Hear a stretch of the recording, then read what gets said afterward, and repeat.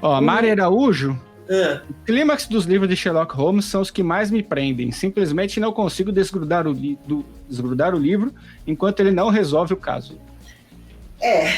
o Conan Doyle era bom nisso, né?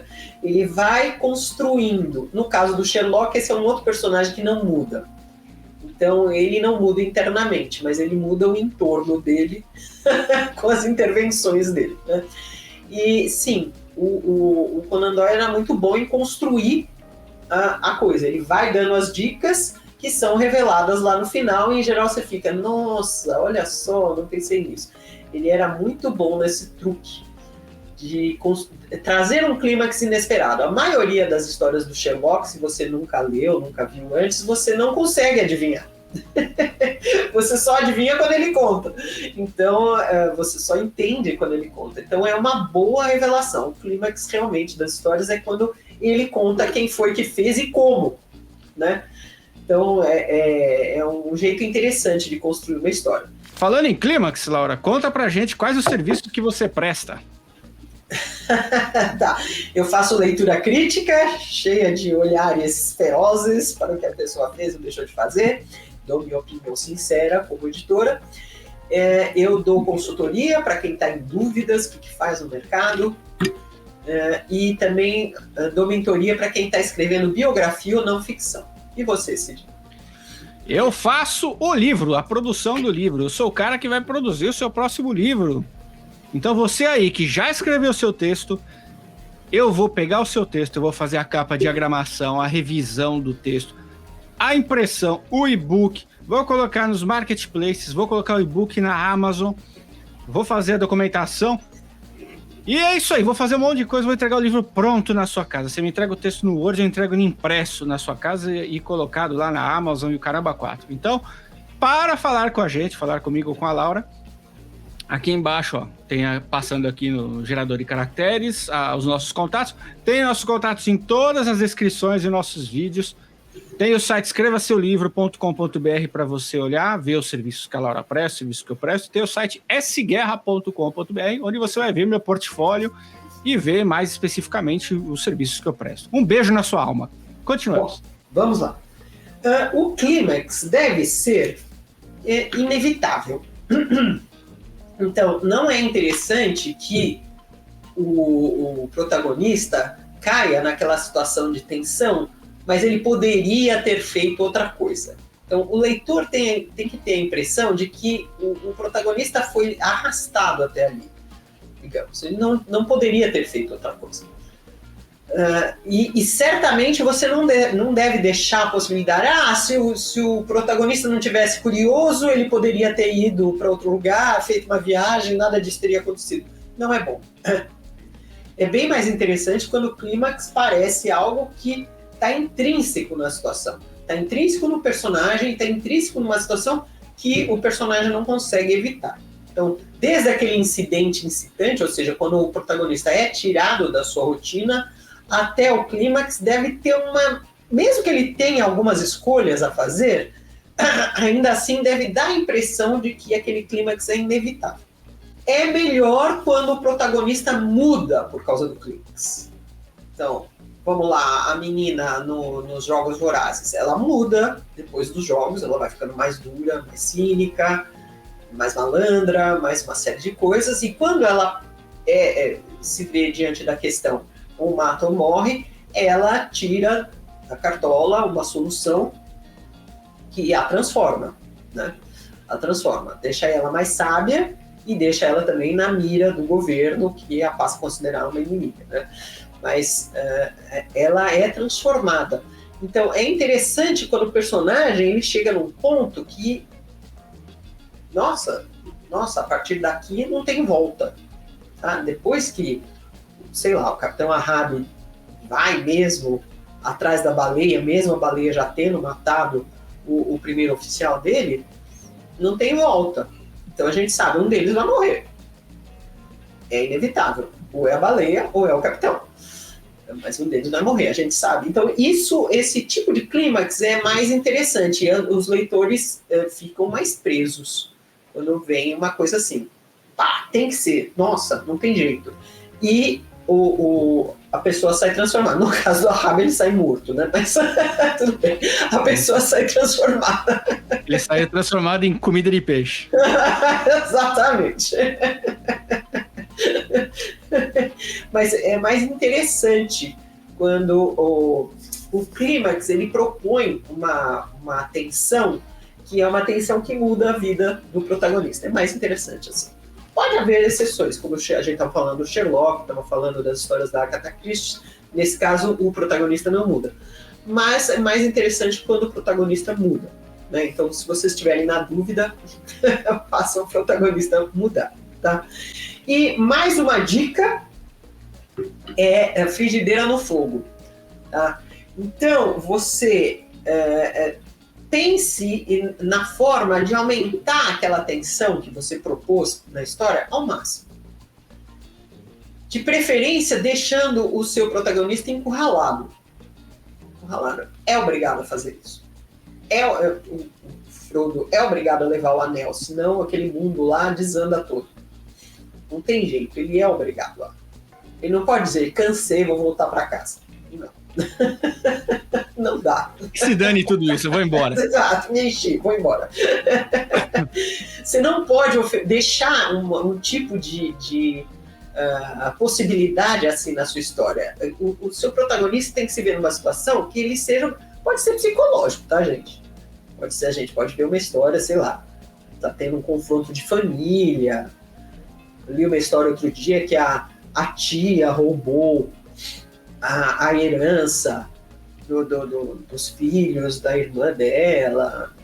Então pode rolar todo um drama familiar, um drama por dinheiro, não precisa ser uma luta, né, com espadas. Mas é interessante que haja um confronto. No caso do confronto, sei lá, por dinheiro e tensões familiares, a gente tem que ter a impressão que o protagonista, seja quem for que esteja contando a história e esteja lá, está sofrendo no meio do caminho e está tentando resolver, e não ser fácil. Não pode dizer, tá bom, chega, vou embora, vou trabalhar numa plataforma de petróleo e não quero mais saber de ninguém. Não pode ter isso. Tá? Então, tem que dar a impressão de que é necessário resolver aquilo. Seja por lealdade, seja porque está preocupado com a mãe, seja porque quer salvar a irmã, sei lá.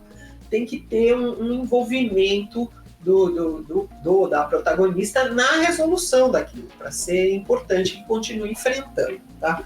Então, pensa assim, o clímax é uma frigideira no fogo, fervendo.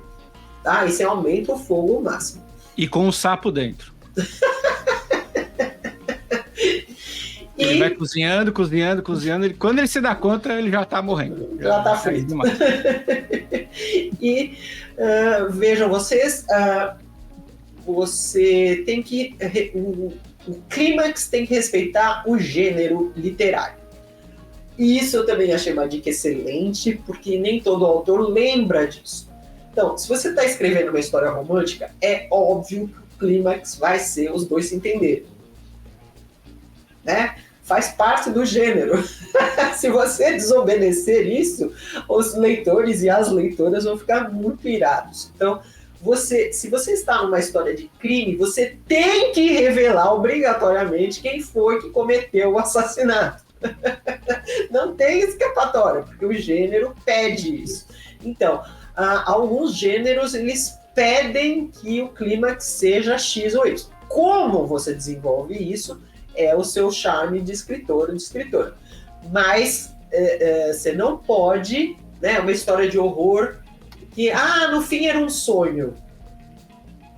É para dar uma cadeirada no autor, né? Ou alguém falou aqui, né, Crepúsculo. O clímax de Amanhecer de Crepúsculo, que foi uma guerra que era falsa. Exatamente. Totalmente anticlimático saber que ninguém morreu. Exatamente. Você está dando um belo exemplo aí. Aliás, eu nem sei por que essa história fez tanto sucesso. É um caso a ser estudado, né? Mas é isso. Ela tem um clímax anticlimático. Você tem toda a razão. É uma história meio lixo. É uma história que você fica assim... Então a moça casou. Tá. Meio boboca, né? Então... não é bom você lembrar de uma história assim, putz, era um sonho, era falso, não era bem aquilo. Não, muito ruim, gente. Muito ruim, tá? Então tem que ser forte, impactante, mudar os personagens e ser de acordo com o gênero. Então, vou lembrar de mais uma história aqui, uma clássica, que é Senhora de José de Alencar. Né? Senhora de José de Alencar segue perfeitamente essas regras de clímax. Né? Eu não sei se vocês lembram, vocês devem ter lido isso lá na adolescência, ou já devem ter esquecido, mas é uma história assim, que é clássico do romance. Né? Eu acho que não vou dar spoiler, porque acho que todo mundo já leu, mas, em todo caso, a moça chama Aurélia. A Aurélia era uma moça pobre, muito apaixonada por um fulano chamado Fernando. Aí o Fernando dá uma de Miguel e não segue com casar com ela, porque ela é pobre. E ele quer dinheiro. Aí ele arruma uma outra que tem um dote. Mas aí eu não me lembro o que acontece com a outra que tem o dote. E ele acaba não casando com a outra. Que eu também esqueci o nome. Né? Mas o Fernando não casa com a fulana riquinha, que tinha um dote. Ele viaja e quando ele volta, alguém propõe para ele que ele se case com uma fulana misteriosa, que ele não sabe quem é, mas que vai lhe dar um dote de 100 mil contos. Aí ele, 100 mil contos? Sim! Sem nem saber quem é a fulana. E a fulana, claro, né, na história romântica, é a Aurélia, que tinha ganhado uma herança do tio, que apareceu não sei de onde, um avô que apareceu. Então, de repente, ela ficou rica. E aí ela resolve humilhar o cara. Ah, você quer casar por dinheiro? Então você vai casar comigo por dinheiro. E aí ela passa, né, 60% da obra humilhando esse cara. Porque ele não quis casar com ela por amor e quis casar com ela por dinheiro. Então ela esfrega isso na cara dele de milhares de formas, até que ele, veja, aí é que vem a transformação do personagem. Até que ele cai em si e resolve. Putz, ela tem razão, eu fui um canalha. Só que nos dias de hoje, esse golpe teria dado certo, né? Não daria pra escrever essa história nos dias de hoje. Porque aí na hora você tem que dividir os bens e ela iria ficar com 50 mil contos. Não, ela deu dinheiro pra ele. Ele ganhou sim. Ele se divorciaria, né? Hoje seria mais fácil. Ele poderia se divorciar, ele não iria aguentar, né? Acabou a história. Acabou a história, exato. Hoje talvez não desse. Na época, não, casou, tá casado, mas então eles ficam com um casamento de fachada e ela humilha ele o quanto pode, despreza, não sei o quê, até que ele resolve trabalhar, juntar dinheiro. E qual é o clímax? Ele paga o dote de volta. Ele diz, tá aí, tá aqui o seu dinheiro, ainda com juros. Tá. Joga de volta nela. E o clímax romântico obrigatório, né? Então José de Alencar seguiu. Aí ela se declara apaixonada por ele, que ela sempre gostou dele. E ele, claro, se declara apaixonado por ela, porque ele sempre gostou dela e o problema só era o dinheiro. Então, agora que saiu o dinheiro, porque ele devolveu tudo, então eles podem ser finalmente marido e mulher. E aí ela mostra que ela fez um testamento e que ele é o beneficiário, caso ela venha morrer. Porque é perigoso, né? Ele pode resolver que ele não vai matá-la. Nesse caso, aí seria outra história, né? História romântica.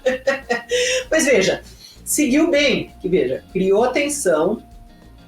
O personagem faz uma curva de problemas bem grande, né? Primeiro ele dá uma canalhada, vai casar com uma por dinheiro, não dá certo, volta, casa com outra por dinheiro, aí descobre que a outra é a amada, mas a amada o despreza. Então tem uma curva de tensão, tem bastante tensão acontecendo nessa história romântica, tá bem construída. Até chegar no clímax de ele conseguir devolver o dinheiro e se mostrar digno, né, de realmente ser amado por ela. Então, e aí os dois se declaram e pronto, tem um clímax. Então, veja que dentro do gênero, né, a gente saber que uma história romântica, os dois vão se entender no final, não impede a gente de ficar interessado. Pois, essa história está muito mal encaminhada, esses caras estão se desentendendo a todo momento, como é que eles vão se entender? Então, é isso que mantém o interesse e leva até um clímax interessante.